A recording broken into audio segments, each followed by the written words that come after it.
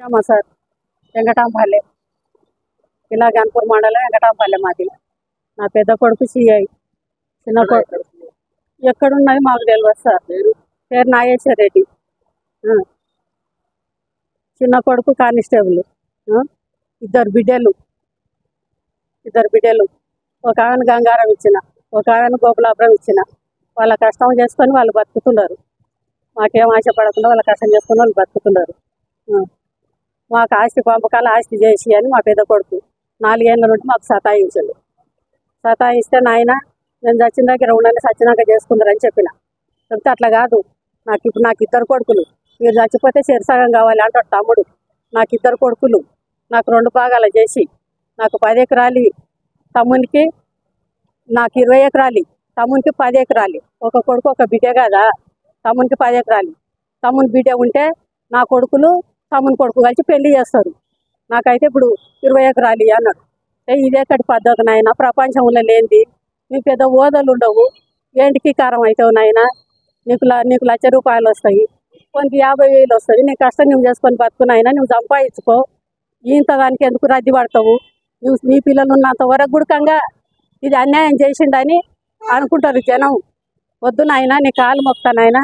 ఒకవేళ అమ్మనాయన చచ్చిపోయినరు అనుకో, అమ్మనాయన చచ్చిపోతే నేనే సాకినా, నేనే చెల్లెలు పెళ్ళిళ్ళు చేసిన అనుకో, నేనే తమ్ముని సాగిన అనుకో, పెద్ద మనసు చేసుకొని ఆయన ఈ కాలం కాకున్నాయన అని కాళ్ళు మొక్కిన. చెప్తే కూడా కాక పొట్టనీకి వచ్చిండు, కుర్చీ తీసుకొని ఉరికొచ్చిండు. ఉరికొచ్చినప్పుడు నాకు మోకాలకు ఆపరేషన్ అయ్యింది, లేచే పరిస్థితిలో లేను. నేను లబలబ మొత్తుకునే వాళ్ళకల్లా నా ముందర కుర్చీ వాళ్ళకి పెట్టిండు. అట్లా 4 సార్లు వచ్చి 4 కుర్చీలు వాళ్ళకి దిగాడు. ఒక్కడు ఒంటిగా వచ్చిండు, పేపర్ తీసుకొని వచ్చి నాకు ఏడాడిస్తావు ఇక్కడ రాసి, ఫస్ట్ నాకు ఏడాడిస్తావు రాసి అని 2 సార్లు వచ్చి బెదిరించిండు. బెదిరిస్తే ఉడకంగా నువ్వు చంపినా సరే కానీ 10 మందిని తోలుకొచ్చుకొని ఆయన అయితే అది చేసిస్తా కానీ 10 మందిలో మాట్లాడుకొని చేసుకుందరని చెప్పినాక నేను మా అక్క కొడుకును పిలిపించిన. మా పెద్ద మంచి వాళ్ళ అక్క కొడుకును పిలిపించి అట్లేట నాగేశ్వరరెడ్డి ఉండని 4 దినాలు మీకు ఎక్కడ పోతుందని అన్నారు. లేదు మా నాకు ఇప్పుడే చెప్పియాలి అన్నాడు. చెప్పిందంటే సరిసాగం చేసుకొని రాయని చెప్పిండు. రామాంజనేయులు చెప్పిండు. చెప్పినాక నువ్వు ఇట్లా అడిగినావంట అని అడిగిండు. అయినా మామ అవుతాడు. 4 ఎకరాలు వస్తుంది మామ, పెళ్ళాళ్ళకు సరి ఎక్కడ ఇస్తా అంటున్నాడు కదా నాయన, వాళ్ళు కష్టం చేసిండ్రు కదా, ఇయ్యకోకో మాకేం బాధ లేదు, మాకు సరి 14 ఎకరాలు వస్తుంది మామ, చేసుకుంటాం అన్నాడు.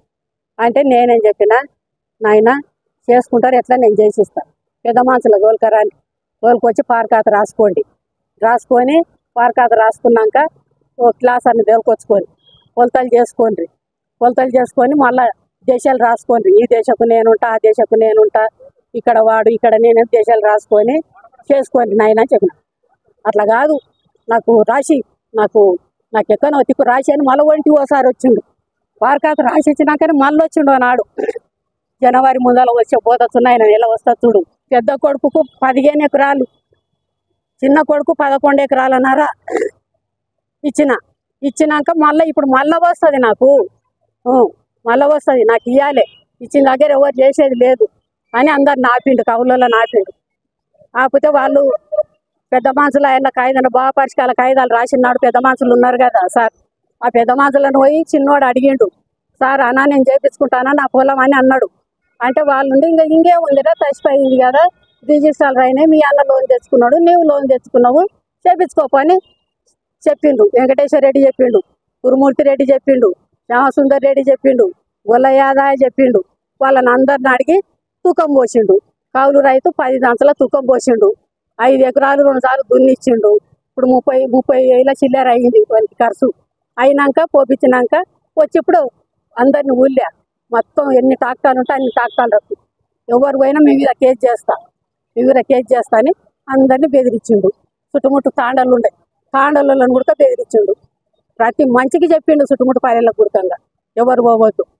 మా తమ్ముడు వచ్చి నువ్వు చెప్పినట్లు ఒప్పుకుంటానే అని నన్ను అడిగితే వాడు పావం చేసి నాతోటి మాట్లాడిపిస్తే మిమ్మలను అప్పుడు నేను చెప్తా మీకు దున్ననికి, అంతవరకు పోయేది లేదని బెదిరించిండు. వాడు మొన్న 2 దినాలు 3 దినాలు 4 దినాల తర్వాత తిరిగి మందిని అడుక్కున్నాడు. మేము రామయ్య నీ వంట ఫోన్ చేసి మా ఆయన చెప్పినట్లు ఇంత అని మాట్లాడితే మామూలు అప్పుడు ఫోన్ చేయమన్నాడు. ఇంకా 5 ఎకరాలు కావాలి, ఇవ్వకపోతే తలకాయ రోట్లో పెట్టి దాంస్తా అని మాతోటి అన్నాడు. తలకాయ రోట్లో పెట్టి దాంస్తా, నరికి పొలి జల్లుతా తమ్ముడిని అట్లా. మామూలు ఏమంటాడు, బిడ్డ నేను లంజ గుద్దల జంగుడు లంజదానా, నేను చెప్పినట్లు వింటావా లేదా, నీవే నేర్పుతున్నావే తమ్మునికి అంటాడు. నీవే నేర్పుతున్నావే లంజదానా అని. మాకు ఒకరి దగ్గర ఒకరు పోగుద్దు, మామూలు వచ్చి కొడుతుండడు. వాళ్ళు ఎవరంతలా కొళ్ళు ఉండేటట్లు పిలిపించి భయం పెట్టు సార్ అని చెప్పినాం. ఇప్పుడు పోయి అడిగినాం కూడా, అడిగినాం.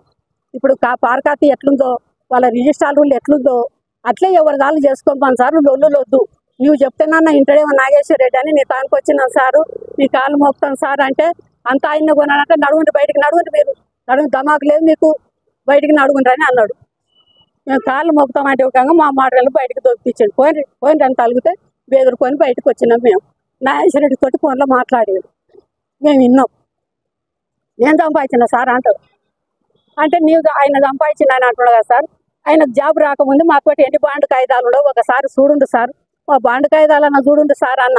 సార్ మీ సోయి మా చెప్తున్నాడు అని ఏదో ఆయన ఇంగ్లీష్లో మాట్లాడాడు తిట్టినట్లు. ఎవరి దగ్గర లేవు సారు, మేము ఇప్పుడు ఒంటిగానే ఉండవు, 2 ఏళ్ళు అవుతుంది ఒంటిగానే ఉండవు.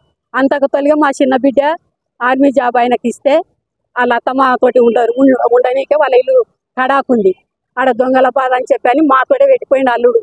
10 ఏళ్ళు ఆమెనే వండి పెట్టింది మాకు.